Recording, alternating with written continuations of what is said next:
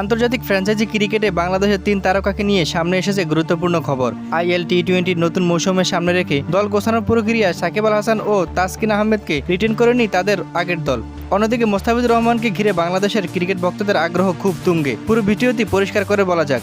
IL টি-20 সর্বশেষ মৌসুমে বাংলাদেশি ক্রিকেটারদের মধ্যে সাকিব আল হাসান, তাসকিন আহমেদ এবং মোস্তাফিজুর রহমানকে ঘিরে নিয়েছিল আলাদা আগ্রহ।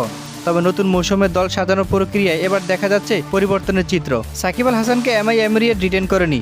সর্বশেষ মৌসুমে স্কোয়াডে সাকিব ছিলেন, কিন্তু নতুন রিটেনশন তালিকায় তার নাম নেই। অন্যদিকে তাসকিন আহমেদ ও শারজা ওয়ারিয়ার্সের রিটেন তালিকায় জায়গা পাননি। তবে এর অর্থ এই নয় যে আইএল টি-20তে তাদের খেলা শেষ। নিলামে বা পরবর্তী দল গঠনের প্রক্রিয়া তারা আবারও কোনো ফ্র্যাঞ্চাইজির সঙ্গে যুক্ত হতে পারেন। এবার আসা যাক মোস্তাফিজুর রহমানের কথায়। বাংলাদেশের এই বাঁহাতি পেসার আন্তর্জাতিক ফ্র্যাঞ্চাইজি ক্রিকেটের নিয়মিত মুখ। আইএল টি-20তে তিনি খেলেছেন। এর আগে দুবাই ক্যাপিটালস তাকে সরাসরি দলে নিয়েছিল এবং তিনি দলটির হয়ে আইএল টি-20তে অভিষেক করেন। তবে নতুন মৌসুমে মোস্তাফিজকে রিটেন করার বিষয়টি নিয়ে নিশ্চিত কোনো তথ্য পাওয়া যায়নি। এখন পর্যন্ত এটিকে চূড়ান্ত খবর হিসেবে বলা ঠিক হবে না। তাই বাংলাদেশি সমর্থকদের জন্য এখন মূল প্রশ্ন, সাকিব ও তাসকিন কি নিলামের দল তুলতে পারবেন? আর মোস্তাফিজের পরবর্তী ঠিকানা কোথায় হবে?